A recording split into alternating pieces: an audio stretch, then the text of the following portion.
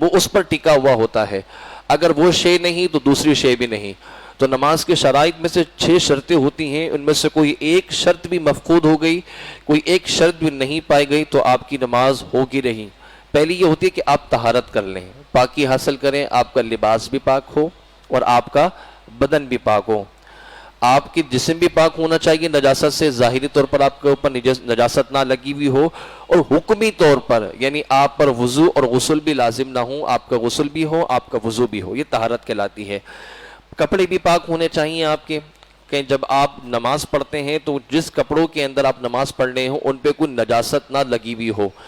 جس جگہ آپ نماز پڑھ رہے ہیں یا جس کمرے میں آپ نماز پڑھ رہے ہیں یا جس شے کے اوپر آپ نماز پڑھ رہے ہیں اس کا بھی پاک ہونا ضروری ہے.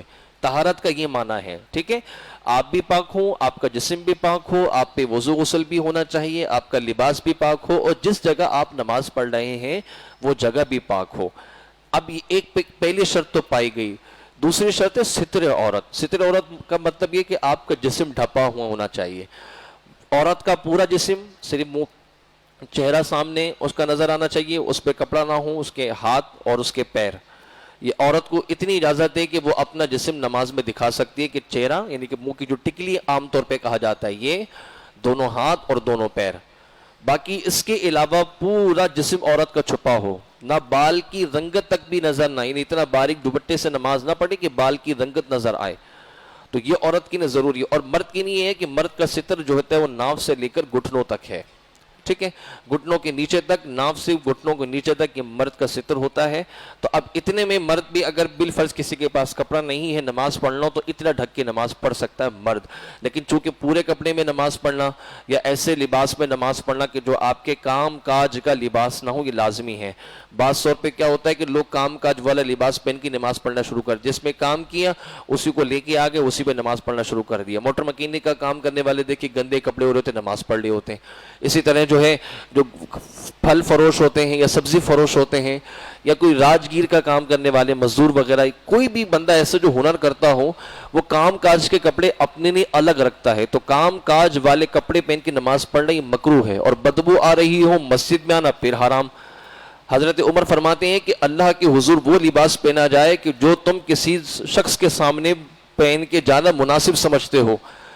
ہم اللہ کے حضور وہ آ کے لباس پہن کے نماز پڑھتے جو دوسرے کے سامنے ہم جا بھی نہیں سکتے. کتنے بعض تو ایسے نواقف لوگ بھی ہیں فجر کی نماز کے لیے وہی بنیان اور شلوار میں نماز پڑھنے کے لیے آ گئے. اللہ کے بندے، یہ تم سونے کے لیے استعمال کرتے ہو، اتنا بھی نہ ہو سکا کہ نماز بھی پڑھنے آ رہے ہو تو کم سے کم لباس ہی چینج کر کے آ جاؤ. اسی وہی ہاف فاستینے، وہی اندر کا بنیان، وہی شلوار، وہی نماز پڑھنے آ گئے. اب بندہ کوئی سمجھاتا بھی ہے تو کہتے ہیں بھائی نماز تو دل کی ہوتی ہے، اللہ نے دیکھ لیا قبول کر لی. تمہیں پتہ ہے کہ اللہ نے قبول کر لی؟ اس نے قبول کرنے کا راستہ بھی تو بتائے نا کہ اس راستے سے آؤ گے تو قبول کروں گا. اتنی بے توجہی نماز کے اندر. تو لباس کے معاملے میں احتیاط ضروری ہے. تو 2 چیزیں میں نے آپ کے سامنے بھی بیان کی. نماز کی شرطوں کی طہارت ہونی چاہیے، ٹھیک ہے، اور طہارت میں ستر عورت ہو. ستر عورت مطلب آپ کا لباس، آپ کا جسم جو ہے وہ ایسا ہو کہ جس نے پورا ستر کر لیا ہو. عورت کا تمام جسم ستر ہوتا ہے، صرف 5 چیزیں اس کو دکھانی ہوتی ہیں. مرد کی نے ستر کی جو حیثیت ہے وہ میں نے آپ کو بتائی کہ ناف سے لے کر گھٹنوں کے نیچے تک. لیکن پورے لباس میں نماز پڑھنا یہ لازمی ہے. کام کاج کے کپڑوں پہ نماز نہ پڑھی جائے. بہتر یہ ہے کہ آپ الگ رکھیں نماز کے لیے. کتنے ایسے ہم نے ایسے بھی نمازیوں کو دیکھا ہے جو بڑا گندا کام کرتے ہیں، مطلب ان کے کپڑے لازمی اس کام میں گندے ہوتے ہیں، جیسے موٹر مکینک وغیرہ کے کام کی کرنے والے حضرات ہیں. لیکن جب نماز کی نہیں آتے ہیں تو دوسرا لباس دکان پہ ٹنگا ہوتا ہے، وہ اتارتے ہیں، دوسرا لباس پہنتے ہیں، صرف سے اچھی طرح ہاتھ دھو کے پھر نماز پڑھنے آتے ہیں. ایسے بھی محتاط ہیں. جو نماز کی اہمیت کو جانتا ہوگا اس کے پاس 100 طریقے ہوں گے، اور جس نے نہیں پڑھنی ہوگی بھائی 1000 دلائل دے دو، کرنا اس نے وہی ہے جو اس کا دل میں آئے گا. تو نماز کی 2 شرطوں پر میں نے ابھی گفتگو کی ہے. اس کی 6 شرطیں ہوتی ہیں. انشاءاللہ مزید جیسے جیسے آپ آئیں گی اس کو مزید میں آگے بتاتا جاؤں گا. اللہ سے دعا کرتے کہ باری اللہ ہمیں ان کو یاد رکھنے کی توفیق عطا فرمائے. بسم اللہ الرحمن الرحیم. اللہم صلی وسلم وبارک علی سیدنا و مولانا محمد وعلی آلہ وصحبہ وبارک وسلم. اللہم ربنا آتنا فی الدنیا حسنۃ وفی الآخرۃ حسنۃ وقنا عذاب النار. وصلی اللہ تعالی علی خیر خلقہ محمد وعلی آلہ وصحبہ وبارک وسلم. لا الہ الا اللہ محمد رسول اللہ. ختم قادرہ کی محفل ہوگی. جو بھائی بیٹھنا چاہیں تشریف رکھیے گا.